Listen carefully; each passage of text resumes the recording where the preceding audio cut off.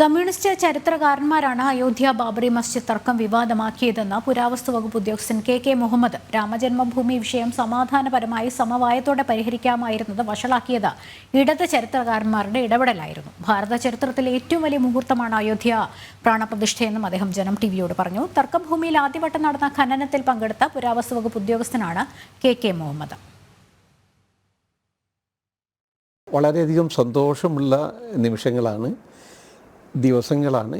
കാരണം ഏതാണ്ട് ഒരു 500 വർഷത്തെ നിരന്തരമായിട്ടുള്ള പ്രയത്നം, നിരന്തരമായ യുദ്ധം എന്ന് തന്നെ പറയണം.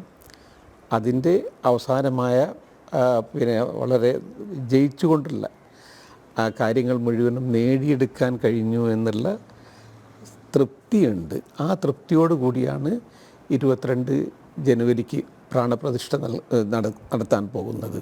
ഹൃദയം നിറഞ്ഞുള്ള സന്തോഷത്തോടെ അയോധ്യയിലെ പ്രാണപ്രതിഷ്ഠാ ചടങ്ങിനായി കാത്തിരിക്കുകയാണ് തർക്കഭൂമിയിലെ ആദ്യ ഖനനത്തിൽ പങ്കെടുത്ത പുരാവകുപ്പ് ഉദ്യോഗസ്ഥൻ കെ മുഹമ്മദ്. ഇന്ത്യൻ ചരിത്രത്തിലെ ഏറ്റവും വലിയ മുഹൂർത്തമാണിത്.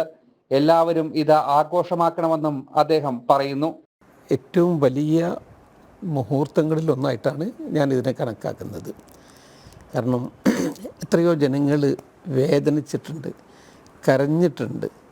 ഇങ്ങനെയുള്ള ധാരാളം ആളുകളെക്കുറിച്ച് എനിക്ക് നേരിട്ട് നന്നായി അറിയാം. അപ്പോൾ അതിൻ്റെയൊക്കെ ഒരു സമാപ്തിയാണ് 22 ജനുവരിക്ക് നടക്കാൻ വേണ്ടി പോകുന്നത്. എല്ലാ ആളുകളും ഇത് ആഘോഷിക്കണം. ദൂരെയാണെങ്കിൽ ഒരു തിരിയെന്നെങ്കിലും കത്തിച്ച് ഇത് ആഘോഷിക്കണം, ദീപാവലിയാക്കി മാറ്റണം എന്നാണ് എൻ്റെ എളിയ അപേക്ഷ. മുസ്ലിങ്ങൾക്ക് മക്കയും മദീനയും എത്ര പ്രാധാന്യമുണ്ടോ അതുപോലെ ഹിന്ദുക്കളുടെ പുണ്യഭൂമിയാണ് അയോധ്യ.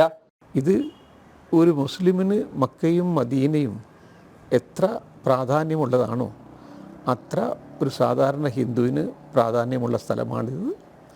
അതുകൊണ്ട് തന്നെ മുസ്ലിങ്ങൾ സ്വമേധയാ ഈ സ്ഥലം ഗിഫ്റ്റായി ഹിന്ദുക്കൾക്ക് കൊടുക്കുകയും അവിടെ ഒരു ഭവ്യ രാമക്ഷേത്രം നിർമ്മിക്കാൻ വേണ്ടി അവരെ സഹായിക്കുകയും ചെയ്യണമെന്നുള്ള ഈ കാര്യങ്ങൾ മുസ്ലിങ്ങൾ മനസ്സിലാക്കണം. ചരിത്രത്തിൽ ചില തെറ്റുകൾ സംഭവിച്ചു പോയിട്ടുണ്ട്. അത് തെറ്റുകളാണ് എന്ന് ജസ്റ്റ് അഡ്മിറ്റ് ചെയ്താൽ തന്നെ ബാക്കിയുള്ള പല കാര്യങ്ങളും നന്നാകും. വിഷയത്തെ വഷളാക്കിയ കമ്മ്യൂണിസ്റ്റ് ചരിത്രകാരന്മാരുടെ പങ്കിനെക്കുറിച്ചും കെ മുഹമ്മദ് തുറന്നു പറയുന്നു. സമുദായത്തിൽ വന്നു ചേർന്നത് ഈ കമ്മ്യൂണിസ്റ്റ് ചരിത്രകാരന്മാരുടെ അപ്രോച്ച് കൊണ്ടാണ്. അതല്ലെങ്കിൽ പ്രശ്നങ്ങളൊക്കെ വളരെ കുറച്ചുകൂടി ഭംഗിയായിട്ട് പരിഹരിക്കാൻ കഴിയുമായിരുന്നു.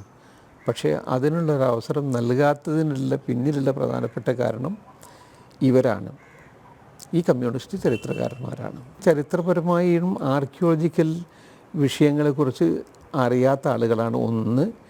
പിന്നെ കണ്ടീഷൻഡ് മൈൻഡായിട്ടുള്ള കണ്ടീഷൻ മൈൻഡായിട്ടുള്ള ആൾക്കാർ പ്രവർത്തിക്കുന്നുണ്ട്. ഇതൊക്കെ അവർക്കാണ് ഇങ്ങനെയുള്ള കാര്യങ്ങളൊക്കെ ഇന്നും അത് ബാബരി മസ്ജിദാണ്, അത് സുപ്രീം കോടതി വിധി ശരിയല്ല എന്നൊക്കെ പറയുന്ന ആളുകൾ. അത് കണ്ടീഷൻ മൈൻഡാണ്. അവരുമായിട്ട് നമുക്ക് സംസാരിക്കാനോ അതല്ലെങ്കിൽ റീസണബിൾ ആയിട്ടുള്ള എൻഗേജ്മെൻറ്റ് അവരുമായിട്ട് നടക്കില്ല. ജനം, കോഴിക്കോട്.